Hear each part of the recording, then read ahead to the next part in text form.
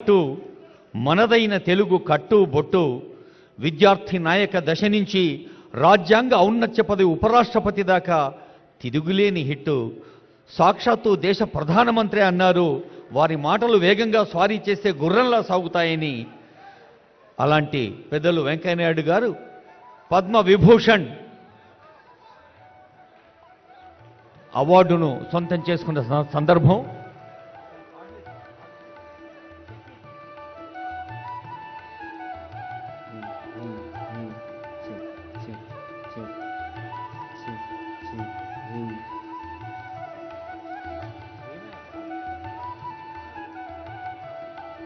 Hello,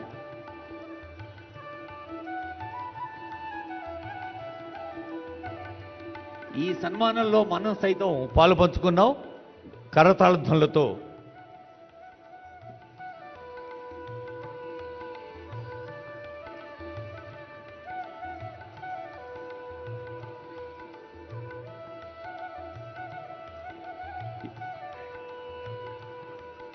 గౌరవనీయులు ఆదరణీయులు వెంకయ్యనాయుడు గారికి మరోమారు సహృదయ నమస్సులు శుభాకాంక్షలు అందజేస్తూ, మనం ఏదైనా ఇంగ్లీష్ పదం కావాలంటే గూగుల్లో సెర్చ్ చేస్తాం.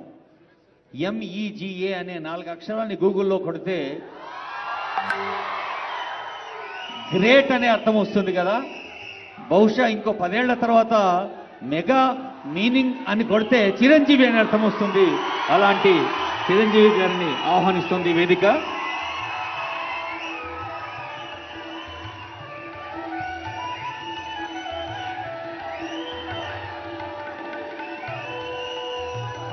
కొన్ని దశాబ్దాలుగా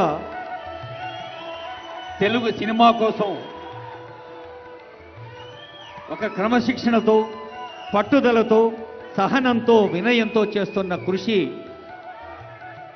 ఆంగికానికి అందం, వాచికానికి వైభవం, ఆహార్యానికి హుందాతనం, సాత్వికానికి సన్నత స్థానం సొంతం చేసిన మన చిరంజీవి గారిని తెలంగాణ ముఖ్యమంత్రి, ఉప ముఖ్యమంత్రి, సినిమాటోగ్రఫీ శాఖ మంత్రులు, సాంస్కృతిక శాఖ మంత్రులు, సమాచార పౌర సంబంధాల శాఖ మంత్రులు CS గారు హృదయపూర్వకంగా అభినందించారు. వారికి స్వాగతం పలుకుతూ ఇప్పుడు పద్మ విభూషణులు ఇరువురికి ఒక్కసారి గట్టిగా చప్పట్లు కొట్టి మనం శుభాకాంక్షలు అందజేద్దాం. తెలంగాణ రాష్ట్ర ప్రభుత్వం పద్మశ్రీ అవార్డు గ్రహీతలు 6గురిని ఆహ్వానించింది. గడ్డం సమ్మయ్య గారు చిందు యక్షగాన కళను 5 దశాబ్దాలుగా ప్రదర్శించి ఈ పల్లె కళ, మనదైన జానపద కళ అంతరించిపోకుండా కాపాడే ప్రయత్నం చేస్తున్నారు. అందుకే వారిని పద్మశ్రీ వరించింది. ఆ శ్రమ ఫలంగా మన కళల తల్లి సరస్వతీదేవి ఆశీర్బలంగా జానపద చిందు యక్షగానం, చిందు అన్న పదంలోనే ఉంది. మరి అందవేసిన కళాకారుడు చిందు గడ్డం సమ్మయ్య గారికి హృదయపూర్వక శుభాకాంక్షలు.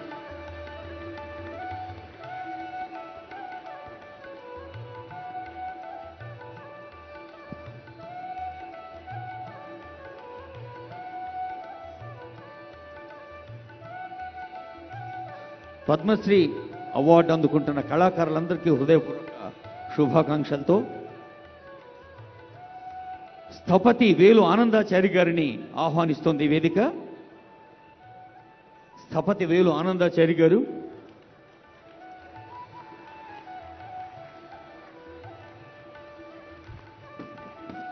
మన యాదగిరిగుట్టు, కొండగట్టు, వేములవాడ, బాసర్ ఈ అన్ని దేవాలయాల నిర్మాణంలో శిల్పకళ విభూషణుడిగా అవార్డు అందుకున్న వారు మరి శిల్పకళలతో ఆ ఆలయాల నిర్మాణంలోనూ పునర్నిర్మాణంలోనూ తమదైన కళను ప్రదర్శిస్తున్నారు.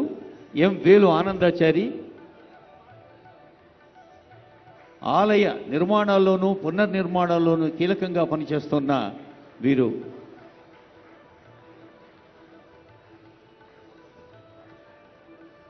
ఇప్పుడు